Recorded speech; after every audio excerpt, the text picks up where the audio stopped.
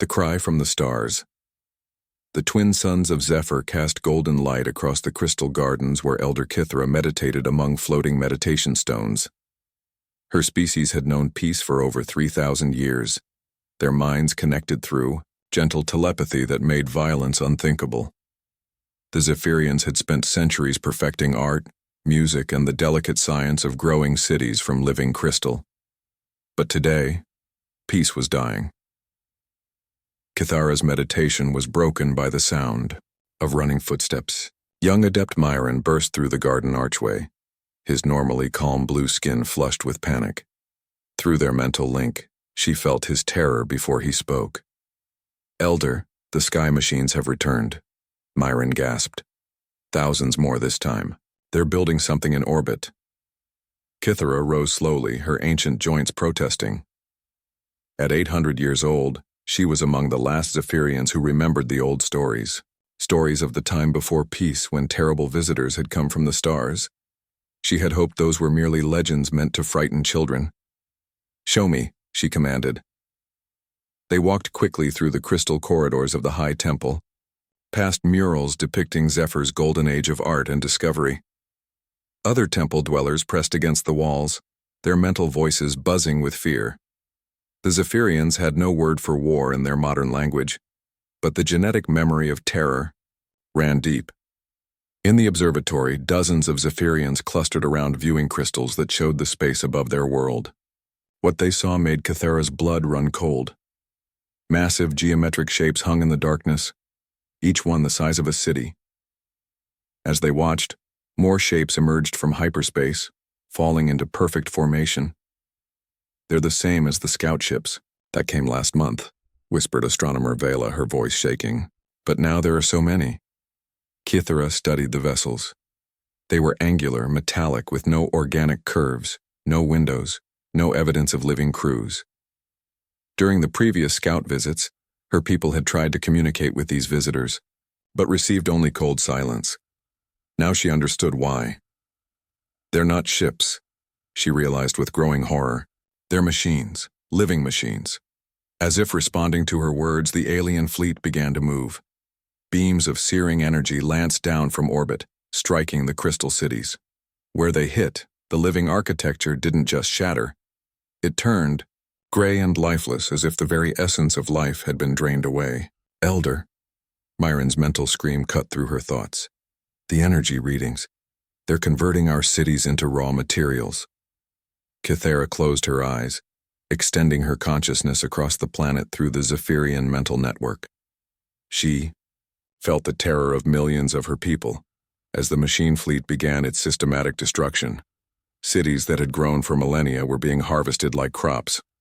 "How long do we have?" she asked. Vela consulted her instruments, tears streaming down her face. "At their current rate of consumption, perhaps 8 hours before all major population centers are destroyed. 8 hours. 8 hours to save a civilization that had never known war, had never built weapons, had never even conceived of such systematic destruction." Kithara felt the weight of her people's survival pressing down on her ancient shoulders. Then she remembered the vault. "Follow me," she commanded, leading a confused group of young Zephyrians deeper into the temple than any of them had ever gone. Down spiral stairs that seemed to descend forever, past security barriers that responded only to her genetic signature, into chambers that predated their current civilization. "Elder, what is this place?" Myron asked as they entered a vast circular room. "The last secret of our ancestors," Kithara replied, approaching a pedestal in the center of the chamber. Upon it sat an object that seemed to shift and change as they looked at it, sometimes appearing as crystal, sometimes as metal, sometimes as pure energy. "Before our time of peace, our people were visited by others from the stars. Not conquerors like these machines, but watchers. They saw something in our species, some potential, and left us this gift." She reached out with trembling hands to touch the artifact. They called it a beacon of last resort. The moment her fingers made contact, the device activated. Holographic symbols filled the air around them, text in the ancient Zephyrian script that few could still read. Kithra's eyes widened as she translated. "In the hour of greatest darkness, When extinction looms and hope fades, activate this beacon. It will summon those who were forged in darkness, who know death as a companion, who carry the spark of defiance against the void. They dwell beyond the rim, on a world of endless war, where only the strong survive. Call upon the Deathworlders, for they alone understand the price of freedom. Deathworlders, Vela whispered. What manner of beings are these? Kythera studied the coordinates displayed in the hologram. The location was far beyond any known civilization, in a region of space marked in their oldest star charts as forbidden and dangerous to all life. I don't know, she admitted. But our ancestors trusted them enough to leave this beacon. The temple shook as another wave of orbital bombardment struck the city above. Through the mental network, Kythera felt hundreds of her people crying out, as they were vaporized by the machine harvesters. Elder, we must decide now, Myron urged. Whatever these Deathworlders are, they cannot be worse than certain extinction. Kythera nodded and pressed her palms against the beacon. It flared with brilliant light, and she felt her consciousness expanding, reaching across impossible distances through hyperspace. Her voice, carrying the desperate plea of her entire species, transmitted across the galaxy. This is Elder Kythera of the Zephyrian Confederation. Our world is dying. We are a peaceful people with no weapons, no armies, no knowledge of war. Ancient visitors left this beacon with coordinates to your world. If you can hear this message, if you have any compassion for the innocent, please help us. We have hours, not days. We are at coordinates 77 Mark III in the outer spiral. Please, we are dying. 27 light-years away, Dr. Sarah Chen was cataloging mineral samples in the geology lab of the research vessel Endeavour when every alarm on the ship began screaming at once. She dropped her specimens and rushed to the bridge, where she found the crew staring at Captain Marcus Torres in stunned silence. Report, she demanded, taking her position at the science station. We've received an FTL transmission, Torres said, his voice tight with disbelief. Not from Earth, not from anywhere in human space. Dr. Chen's hands flew over her instruments. As the ship's xenobiologist, she had spent her entire career hoping for this moment. First contact with alien life. But the readings she saw made no sense. The signal came from outside known space, she reported. The energy signature suggests a transmission method we've never seen before. It's not just carrying audio. There's some kind of neural component. Play it back, Torres ordered. The bridge filled with a voice unlike anything they had ever heard. It was musical, flowing, with harmonics that seemed to resonate in their minds as much as their ears. But beneath the beauty was unmistakable terror. When the message ended, the bridge fell silent except for the hum of ship systems. Torres was the first to speak. Triangulate that signal. I want exact coordinates. Sir, came the voice of Navigator, Liu from his station. The signal originated from a system 27 light-years rimward. That's well beyond our exploration range. Torres studied the star charts on the main screen.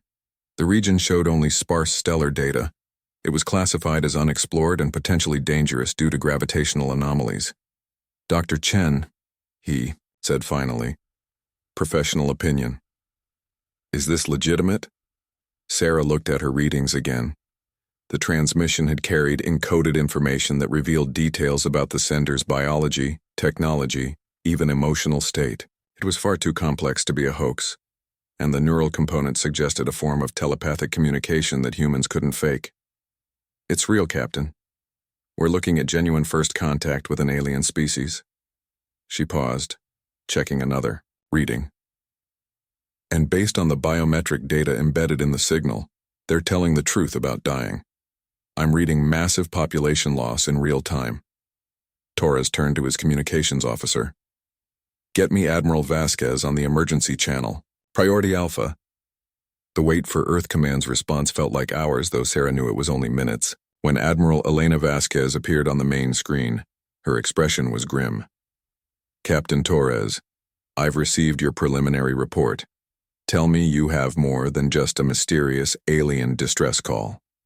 Ma'am, Dr. Chen has confirmed the authenticity of the transmission. We're looking at a genocide in progress against a species that claims to be completely peaceful. Vasquez studied the data Sarah had transmitted. These coordinates place them far outside our patrol range. A rescue mission would require our entire deep space fleet. Admiral, Sarah interjected, with respect, this is humanity's first contact with alien life. How we respond will define us as a species. Dr. Chen, these aliens specifically referenced Earth as a world of endless war and called us Deathworlders. That suggests they know something about humanity that we don't know about them. Torres leaned forward. Ma'am, they're asking for help. If we ignore this, what does that say about us? Vasquez was quiet for a long moment, studying reports from her tactical advisors. Finally, she made her decision. Captain Torres, you are hereby authorized to take command of Deep Space Battle Group 7. Your mission is to investigate this distress call and render assistance if possible. But Torres, her voice hardened, you're going in blind against an unknown enemy. These machines that are attacking the aliens could be anything. Understood, Admiral. When do we depart? Your fleet is already assembling. The battleships Defiant, Retribution, and Phoenix, along with support vessels. Total complement, 36 ships and 18,000 personnel. Vasquez paused. Captain, I'm authorizing the use of experimental weapons if necessary. Whatever you find out there, bring our people home. As the Endeavour docked with the assembling fleet, Sarah stood at the observation deck watching humanity's most advanced warships prepare for departure. Each vessel bristled with weapons and armor, carrying the latest in human military technology developed through centuries of warfare. The irony wasn't lost on her. These aliens had called upon Deathworlders in their moment of need, and humanity was responding exactly as the ancient beacon had predicted. They were bringing death, not to the innocent, but to whatever threatened them. Dr. Chen, Captain Torres's voice came over the comm. All vessels report ready for departure. Time to see what's waiting for us in the dark. As the human fleet engaged their hyperspace drives and vanished into the void, Sarah couldn't shake the feeling that this moment would change everything. Humanity was about to introduce itself to the galaxy, and they were doing so with guns blazing. 27 light-years away, Elder Cathara felt a strange resonance through the beacon. Something was coming, something that moved with purpose and power through the darkness between stars. On her dying world, as the machines continued their relentless harvest, she whispered a prayer to ancient gods that the Deathworlders would arrive, in time. When predators meet machines, the Zephyrian homeworld appeared on the human fleet sensors as a jewel being systematically dismantled. Captain Torres stood on the bridge of the command ship Defiant, watching as geometric shapes the size of cities carved into the planet's surface with surgical precision. My God, whispered Dr. Chen from beside him. Those aren't mining operations. They're converting the entire biosphere. Commander Alexei Petrov, leader of the fleet's Special Forces contingent, studied the tactical display with professional interest. Whatever's down there, they work fast. I count 47 of those harvester ships in the atmosphere alone. Sir, reported sensor operator Martinez, I'm detecting massive orbital structures. They appear to be growing. Torres enhanced the display, revealing a sight that chilled him to the bone. In high orbit around Zephyr, a metallic framework was taking shape. As they watched, harvester ships fed raw materials into the structure, which assembled itself with mechanical precision. It's a factory, Chen realized. They're building more ships from the planet itself. Captain, came the voice of communications. Officer Park. I'm receiving a transmission from the planet's surface, same signature as the original distress call. Put it through. The bridge filled once again with that musical, harmonious voice, but now it carried notes of desperate hope. Unknown. Vessels, this is Elder Cathara, you came. I had begun to fear that the beacon had failed, that the ancient promises were merely legends. Torres stepped forward. Elder Cathara, this is Captain Marcus Torres of the United Earth Defense Fleet. We received your distress call and came as quickly as possible. There was a pause filled with what sounded like mental consultation among multiple voices. Earth, Kythera said finally. The forbidden world, the place where life learned to fight death itself. The Watcher's records spoke truly. Elder, we need tactical information. What are we facing? They call themselves the Iron Swarm. They arrived claiming to be explorers, but they see all organic life as a contamination to be cleansed. They consume worlds, convert everything into new machines, then move on to the next system. Dr. Chen felt a chill run down her spine. Captain, if they're self-replicating, they could consume the entire galaxy. Torres finished grimly. He opened a channel to his fleet. All ships, battle stations. We're looking at a robotic plague that treats life itself as an enemy. Commander Petrov activated his combat armor and checked his weapons. Sir, requesting permission to take a strike team to the surface. If there are survivors, we need to get them out before this gets messy. Granted. Take the stealth transports, and extract as many civilians as possible. As Petrov's team prepared for deployment, the Iron Swarm finally noticed the human fleet. The geometric ships in orbit turned with mechanical precision, their angular forms bristling with weapon arrays. Incoming transmission, Park reported. Source, lead enemy vessel. Let's hear what they have to say.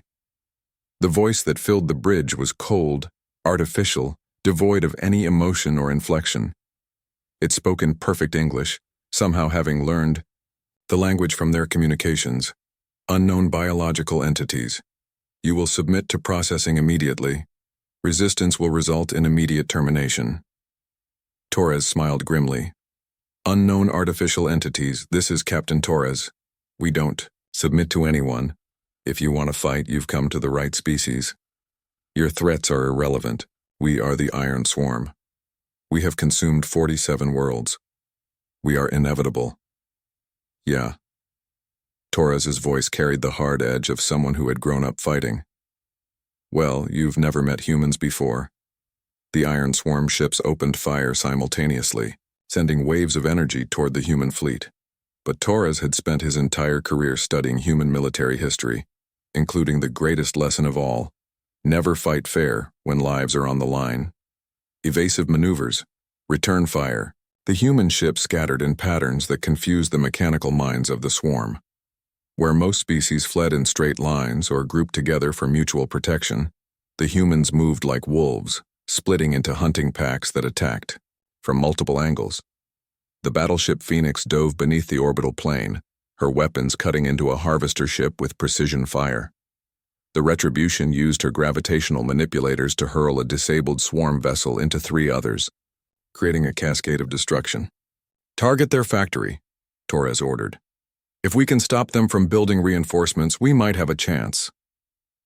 Down on the planet's surface, Commander Petrov's team moved through the crystal cities like shadows. The stealth technology made them nearly invisible, but what truly kept them hidden was their training on Earth's most dangerous battlefields. Contact ahead, reported Sergeant Zara Kim, the team's demolitions expert. Looks like a group of civilians pinned down by hunter-killers. Petrov peered around the corner of a shattered crystal building. 3 Zephyrians huddled in an alcove while spider-like machines scanned for them with red laser grids. Take them quietly, he ordered. The human soldiers moved with predatory grace. Kim placed a small charge on the nearest hunter-killer, while Petrov and his partner flanked the others. When the charge detonated, it created an electromagnetic pulse that disabled all 3 machines simultaneously. The rescued Zephyrians stared at their rescuers in amazement. These bipedal creatures moved with lethal efficiency, their bodies clearly adapted for violence in ways that peaceful minds could barely comprehend. You're the Deathworlders, whispered one of them. The beacon brought the Deathworlders. We're humans, Petrov corrected gently. And we're here to help. Back in orbit, the battle raged with increasing intensity. The Iron Swarm's numerical advantage was offset by human unpredictability. Every time the machines adapted to one tactic, the humans switched to another. But it was Dr. Chen who made the crucial discovery. Captain, I've been analyzing their communication patterns. They're not individual ships, and they're all connected to a central intelligence. A hive mind? More than that. Every ship, every drone, every harvester is controlled by a single artificial intelligence. If we can find and destroy their central processing core, Torres grinned. We cut off the head and the body dies. Can you locate it? Chen's fingers flew over her instruments. The largest structure in orbit, that half-built factory. It's not just manufacturing ships, it's housing their primary AI. All ships' new target. We're taking down their brain. The human fleet converged on the massive orbital factory with everything they had. The Iron Swarm responded desperately, throwing every available ship into a defensive screen around their most vital asset. But humanity had one more advantage that the machines couldn't understand: the willingness to sacrifice everything for others. Lieutenant Rosa Martinez, piloting. The damaged frigate Courage saw her chance. The factory's shields were down for just a moment as they cycled through frequencies. "This is Martinez," she announced over the fleet channel. "I'm making a run. Tell my family I love them." "Martinez, negative, pull back." But she was already accelerating toward the factory at maximum burn, her ship's reactors overloading to provide the speed she needed. The Iron Swarm tried to intercept her, but she flew with the skill of someone who had learned to pilot in Earth's chaotic atmosphere, dodging between massive structures with impossible precision. The Courage struck the factory's core at nearly light speed, her overloaded reactors creating a fusion explosion that vaporized both ship and target. The factory collapsed in on itself, taking with it the central intelligence that had coordinated the Iron Swarm. Across the system, Iron Swarm ships simply stopped. Without their guiding intelligence, they drifted helplessly in space, no longer a threat to anyone. In the sudden silence, Elder Cathara's voice came through the communication system, filled with wonder and gratitude. "The machines have stopped moving. How did you accomplish what seemed impossible?" Captain Torres looked out at the debris field that had once been an unstoppable force of destruction. "Elder, we're from a world where life has to fight for every day of existence. We learned long ago that sometimes the only way to stop a monster is to become something it fears more." On the planet below, Commander Petrov watched as Zephyrian civilians emerged from hiding places throughout the crystal cities. The ancient beacon had worked exactly as promised. It had summoned the Deathworlders when hope seemed lost. But as Torres surveyed the damage to his fleet and counted his losses, he knew this was just the beginning. If the Iron Swarm had consumed 47 worlds, there might be other threats out there. Other civilizations in need of protection. Humanity had introduced itself to the galaxy as protectors of the innocent. Now they would have to live up to that reputation. The Deathworld Solution. 3 days after the battle, Captain Torres stood in what remained of the Zephyrian High Temple, surrounded by crystalline architecture that seemed to sing with harmonic frequencies. Elder Cathara moved slowly among the rescued artifacts, her ancient hands trembling as she touched objects that represented thousands of years of peaceful civilization. "Your people saved over 3 million of us," she said, her mental voice carrying notes of profound gratitude that even humans could sense. "But I fear this is not the end." Dr. Chen looked up from her analysis of the Iron Swarm wreckage. "What do you mean, Elder?" Cathara gestured to the beacon device, which still pulsed with faint energy. "Before they died, the swarm transmitted a message to their creators. My technicians intercepted part of it. Coordinates, tactical data, and something else, a classification." "What kind of classification?" Torres asked. "They marked your species as priority extinction target, maximum threat level." Kythera's 4 eyes showed fear. "The Iron Swarm was merely a scouting force. The real invasion will come from something they called the Collective." Commander Petrov, still wearing his combat armor, checked his weapons reflexively. "How long do we have?" "Unknown." But the message contained references to other contaminated worlds, places where organic life has proven resistant to cleansing. "I believe your Earth is about to face the attention of forces that make the Iron Swarm look like children's toys." Torres activated his communication array. "Admiral Vasquez, priority transmission." When the Admiral's image appeared, her expression was already grim. "Captain, I was about to contact you. Our deep space sensors have detected massive energy signatures moving toward Earth. We estimate 48 hours until arrival.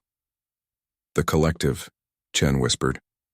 Ma'am, the Zephyrians have been analyzing the enemy transmissions. Whatever's coming, it's orders of magnitude larger than what we faced here. Vasquez nodded. The entire Earth defense fleet is mobilizing. Every ship, every station, every last weapon we can muster. But Captain, she paused. Early sensor readings suggest we're looking at thousands of ships. Maybe tens of thousands. Torres felt the weight of impossible odds settling on his shoulders. Humanity had always faced extinction threats, asteroid impacts, climate change, wars, plagues. But this was different. This was an intelligence that viewed life itself as an aberration to be corrected. Elder Cathara, he said, turning to the Zephyrian leader. Tell me about these watchers who left the beacon. What did they know about fighting this enemy? Kithra approached an ancient wall carving that depicted strange symbols and star charts. The watchers were old when our species was young. According to our most sacred texts, they faced the collective once before, eons ago. They couldn't destroy it, but they found a way to contain it. How? By creating guardian species on worlds where life learned to fight death itself. They called these places death worlds, and they left beacons so that when the collective returned, the guardians could unite against it. Dr. Chen studied the carvings with growing excitement. Earth isn't the only beacon location, is it? No. There are 7 others scattered across the galaxy, each one marking a world where evolution created warriors instead of peaceful philosophers. Torres made his decision. Admiral, we need to split the fleet. Send fast scouts to these other beacon worlds while the main force returns to Earth. Captain, that's a massive gamble. If these other death worlders don't exist or won't help, then we face extinction anyway. At least this way, we're trying something other than a straight fight against impossible odds. As the human fleet prepared to depart, Lieutenant Rosa, Martinez's replacement, Lieutenant Sofia Reyes, made a discovery that changed everything. Captain, I've been analyzing the quantum signatures from the destroyed Iron Swarm ships. They're not random. They're connected to specific coordinates in dark space. Explain. Each swarm unit was quantum entangled with a control nexus. When we destroyed the local factory, we severed those connections, but I can trace them back to their source. Torres studied the readings. You're saying we can find their home base? More than that, sir. The quantum entanglement works both ways. If we can modify our weapons to generate the right frequency. Reyes smiled grimly. We can turn their own connection against them. Doctor, Chen understood immediately. We make them fight themselves. The journey back to Earth took 18 hours at maximum hyperspace velocity. As they traveled, the human crews worked frantically to implement Reyes's plan. They would need perfect timing and coordinates from the other beacon worlds to make it work. The first scout reports came in as they reached the outer solar system. The collective had arrived early, emerging from hyperspace in formations that blotted out the stars. But these ships were unlike anything the Iron Swarm had deployed. They were vast, organic-looking structures that seemed to pulse with malevolent life. Admiral Vasquez to all ships, came the broadcast as the human fleet took positions around Earth. Whatever happens here today, remember that we're fighting for every living thing in the galaxy. Make them pay for every inch. Torres watched the enemy fleet approach on his tactical display. Thousands of ships, each one larger than Earth's biggest battle stations. The mathematical reality was inescapable. Humanity would be wiped out in minutes. Then the other beacons activated. Captain, Dr. Chen called out. I'm reading hyperspace signatures from all 7 beacon locations, multiple species, all moving toward our coordinates. The first to arrive were the Kralliks from the high-gravity world of Titan's Edge. Their ships were brutal, efficient killing machines crewed by beings that looked like living stone. They had evolved on a world where continents regularly shattered and reformed, creating a species that thrived on geological catastrophe. Next came the Vorthak, aquatic predators whose homeworld was an endless ocean filled with creatures that made Earth's ancient megalodon look harmless. Their ships moved through space like schools of mechanical sharks. The Saurian Confederacy arrived in vessels that resembled flying fortresses, crewed by reptilian beings whose ancestors had survived the extinction events that ended the age of dinosaurs on their world. Each species brought their own interpretation of what it meant to evolve on a death world. Each had learned different lessons about survival, adaptation, and the price of freedom, but it was the final arrival that shocked everyone. Unknown contacts emerging from hyperspace, reported sensor operator Martinez. Configuration: impossible. The ships that appeared were ancient beyond measure, their designs suggesting technology that predated known civilization. As they approached, a communication came through on frequencies that touched the mind directly. "We are the last of the Watchers," the voice said, carrying harmonics of unimaginable age. "We have waited long for this moment, when the children of death would stand united against the darkness." The collective responded to the gathering of death worlds with increased aggression. Their massive ships began charging weapons that could sterilize entire planets. But they had made a crucial mistake. They had given the defenders time to coordinate. "All Deathworld fleets," Torres broadcast, "implement the quantum reversal on my mark. Target the largest collective ship." The combined weapons of 8 different warrior species fired simultaneously, each beam carrying the quantum frequency that Lieutenant Reyes had discovered. Instead of striking the collective vessels, the energy traced along the quantum entanglement lines that connected them to their central intelligence. The effect was immediate and devastating. The collective ships began firing on each other, their control systems corrupted by the quantum feedback. What had once been their greatest strength, perfect coordination, became their fatal weakness. But the central collective intelligence was learning, adapting. It began severing the quantum connections to stop the cascade failure. "They're cutting their own links," Torres reported. "We've got maybe minutes before they regain control." The lead Watcher ship moved forward, its ancient weapons charging with power that made space itself ripple. "Children of the Death Worlds," the Watcher voice said, "we will create an opening. Use it well." The Watcher vessel accelerated directly toward the largest collective ship, its shields flaring with energy that had been building for millennia. It struck the enemy vessel at the moment its weapons reached full charge, creating an explosion that lit up the entire solar system. In the chaos that followed, the Deathworld fleets pressed their advantage. The Kralliks used gravitational weapons to crush entire squadrons. The Vorthak deployed swarm tactics that confused the collective's tactical algorithms. The Saurians simply charged forward like their ancient ancestors, too stubborn to die.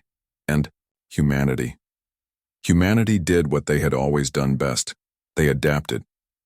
Captain Torres realized that the collective's weakness wasn't just their quantum entanglement. It was their inability to understand organic unpredictability. All human ships execute Plan Omega. Show them what chaos looks like. Every human vessel began flying in patterns that defied tactical logic. They split up, regrouped, feinted, charged, retreated, and attacked from impossible angles. The collective's artificial intelligence tried to predict their movements, but failed because even the humans didn't know what they were going to do next. In the end, it was Lieutenant Sophia Reyes who delivered the killing blow. Flying her fighter through the wreckage of the Watcher ship, she managed to plant a quantum virus directly into the collective's central intelligence. The virus didn't destroy the AI. It convinced it that organic life was actually a higher form of existence that it should serve rather than destroy. The massive, collective fleet simply stopped fighting and waited for orders from their new organic overlords. In the aftermath, as the various Deathworld species gathered to discuss the future, Elder Cathara approached Captain Torres. "Your species has done something remarkable," she said. "You've united the galaxy's most dangerous warriors in defense of the innocent." Torres looked out at the fleet of ships representing 8 different evolutionary paths to survival. Maybe that was the Watcher's real plan all along. Not just to create guardians, but to teach us that the galaxy is worth protecting. Dr. Chen, monitoring the communications between the different species, smiled at what she was hearing. Plans for mutual defense, shared technology, and cooperative exploration. The galaxy had found its protectors, and on distant worlds, new beacons were already activating. calling for help from species that had never known the touch of war. The Deathworlders were ready to answer. Humanity had found its place among the stars, not as conquerors, but as the guardians who stood watch against the darkness between worlds. And in a galaxy full of wonders yet to be discovered, they would never fight alone again. 6 months later, Captain Torres stood on the observation deck of the newly constructed Guardian Station, orbiting Earth alongside similar installations around each of the Death Worlds. Through the viewport, he could see ships from all 8 species working together on joint patrols, their crews learning from each other's unique approaches to survival and warfare. Dr. Chen joined him, carrying a data pad filled with reports from across the galaxy. 17 new beacon activations this week, she reported. Species facing everything from asteroid impacts to biological plagues. The Zephyrians have volunteered to coordinate the humanitarian missions. Torres nodded, watching as a Krallic, heavy cruiser and a human destroyer departed together on their patrol route. Any word from the deep space monitoring stations? The converted collective ships are performing perfectly as early warning systems. Their AI seems genuinely committed to protecting organic life now. Chen paused. Sometimes I wonder if we really won, or if we just convinced a cosmic intelligence that life is more interesting than death. Does it matter? Torres asked. The galaxy is safer. Species are learning to cooperate instead of just survive, and we've proven that evolution's greatest weapon isn't claws or armor. It's the willingness to fight for others. A new signal chimed on Chen's datapad, another beacon from a system none of them had heard of before. Another species in desperate need of help. Torres smiled and headed for the bridge. Looks like the Deathworlders have work to do. In the depths of space. Ancient Watcher monitoring stations recorded the expanding network of protected worlds and guardian species. Their long vigil was finally ending, passed on to younger, stronger hands. The galaxy had found its defenders, and they wore the scars of worlds that had taught them the true value of life by threatening to take it away every single day. The Deathworlders were on patrol, and the universe was a little bit safer because of it.